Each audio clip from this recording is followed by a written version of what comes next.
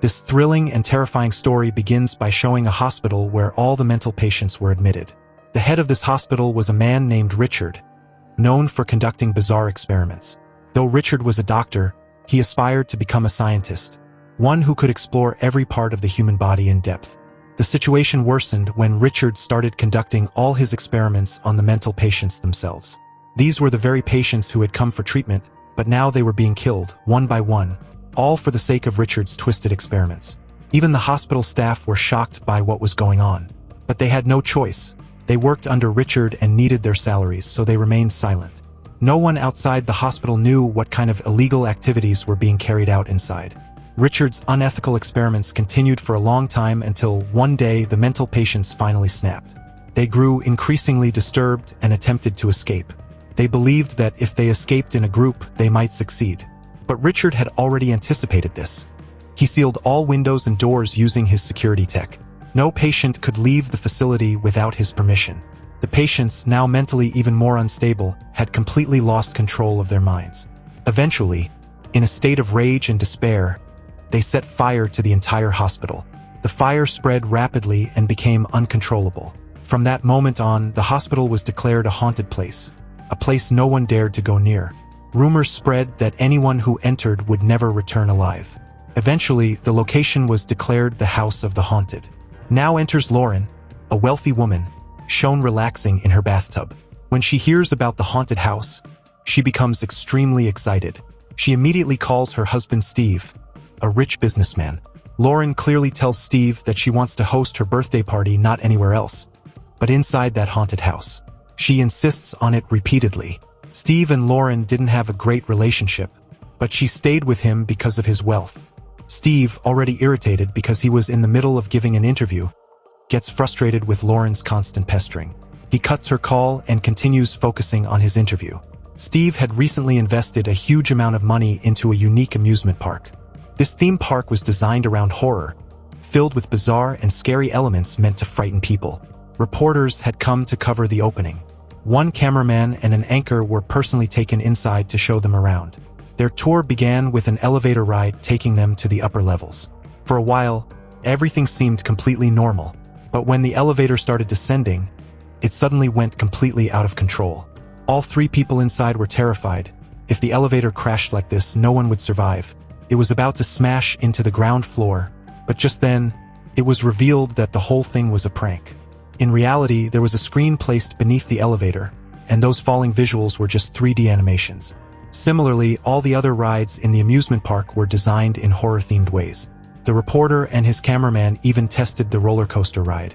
As the roller coaster moved forward, it started speeding up. But suddenly, they saw that a part of the track was missing, meaning the ride was about to go off the rails and crash. But again, this was intentionally designed to scare the guests. The roller coaster did go off track for a moment, but was smoothly brought back to the track. It was all pre-planned. All of this was created with one goal: to scare and entertain visitors. The horror theme attracted a huge crowd. Steve was extremely happy. His investment was clearly going to bring in great returns.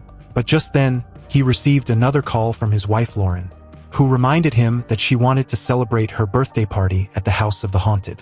Lauren insisted so much that Steve couldn't say no anymore. He agreed to book the house for her party. He even started preparing a guest list that included several top businessmen. In a way, Steve was going to benefit from this too. He could impress his business partners. But just as Steve finalized the guest list and walked away, something or someone mysterious began changing the names on the guest list. Who was doing this? That will be revealed soon. Meanwhile, Lauren was getting closer to the House of the Haunted. She was super excited about her grand birthday party. Hosting it in such a place would give her a lot of fame and attention. With these thoughts in mind, Lauren continued toward the haunted house. Now, we see that some unknown individuals were also approaching the house.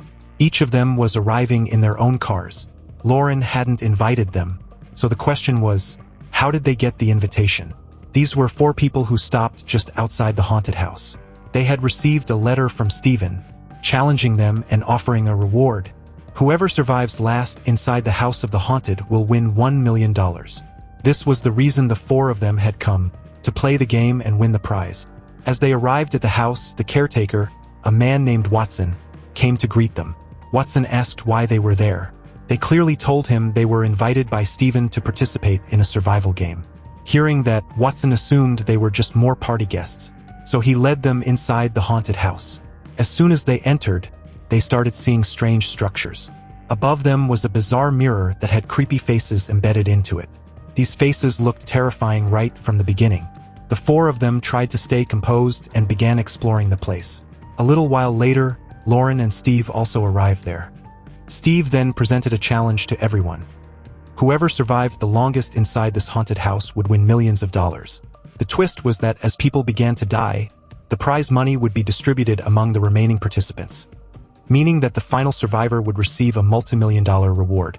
But Watson thought differently. He didn't care about the money. He only cared about saving his own life. Being here was the biggest mistake he had made. So, without collecting any rent, Watson decided to leave. But suddenly, all the windows and doors began to shut. The automatic security system had activated. No one could leave the house now. Watson tried everything he could to escape, but failed. Everyone else was in shock. No one had expected this. Watson then began explaining to everyone that this was all the doing of Dr. Richard, who years ago used the same system to lock in his patients. Those very patients eventually set the hospital on fire and burned it to the ground. But Watson believed that Richard and the patients were still alive, or at least their spirits were. These souls were believed to still haunt the place and harm anyone who entered. The four game participants started threatening Steve, demanding he let them out. But Steve himself had no idea this was happening. He only knew that the doors and windows were controlled from the basement. So, Lauren and the rest of the group decided to go down to the basement to try and unlock everything. Before they left, Lauren handed each of them a gun. She explained that maybe this was all part of the game Steve had arranged, just like the horror attractions in his amusement park. The group now started acting like a team, working together and moving forward while exploring. Meanwhile, Jennifer, Eddie, and the rest of the group continued moving forward and eventually reached a strange chamber. The walls of this chamber had been broken, as if someone had just recently forced their way inside. Suddenly, Steve appeared before them. Although Steve had originally planned to scare everyone, there were now things happening that were beyond his control. That's why he joined the group in trying to figure out a way to escape. Ignoring the broken wall, they all moved forward. Now, Jennifer continued moving forward with Eddie. But soon she noticed Eddie had disappeared. She called out his name several times, but there was no response. As she went looking for him, she saw a shadowy figure running away. She followed it to another side of the chamber and then saw Eddie falling into a pot filled with blood. Jennifer screamed in fear, terrified for Eddie's safety. She even jumped into the blood-filled pot to try and save him. But the shocking twist came when the real Eddie appeared, standing right in front of her. Eddie, too, was confused, wondering why Jennifer was reaching into the pot. Something unknown inside had started pulling her in. Jennifer was now furious with Steve, demanding to know what sort of traps he had set up to cause all this chaos. But Steve was also with the group the entire time. He hadn't done any of it. Meanwhile, in the basement, a woman was secretly filming everything. She believed that by capturing footage of this haunted hospital, she could upload it and make a lot of money, since the horror hospital had been abandoned for years. As she continued filming and entered an old operation theater, she was stunned. Her camera captured a clear image of Dr. Richard treating a patient. But when she moved the camera away and looked with her own eyes, there was nothing there. Now truly frightened, the woman heard someone approaching from behind. She turned around. The face of the figure behind her was completely deformed and terrifying. Within seconds, the figure charged at her at high speed and began screaming loudly in her face. On the other side, Jennifer, Eddie, and the rest of the group kept moving forward and eventually reached a chamber. All they found was blood on the floor and no sign of the woman. Jennifer found her video recorder and decided to take it with her. When they played the recording, it showed the woman's hand covered in blood and someone pulling her away.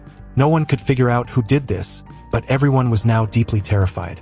Back upstairs, everyone started blaming Steve for orchestrating all these pranks. But Steve kept saying he didn't know anything about it.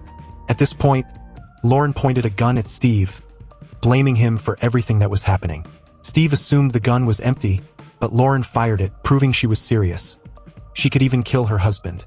Steve then ran to the operating room where his operator worked, only to find him brutally murdered. Steve felt like he was about to have a heart attack. This was all unexpected. As he turned to one of the monitors, he saw Dr. Richard holding a knife and heading straight toward his wife Lauren's room.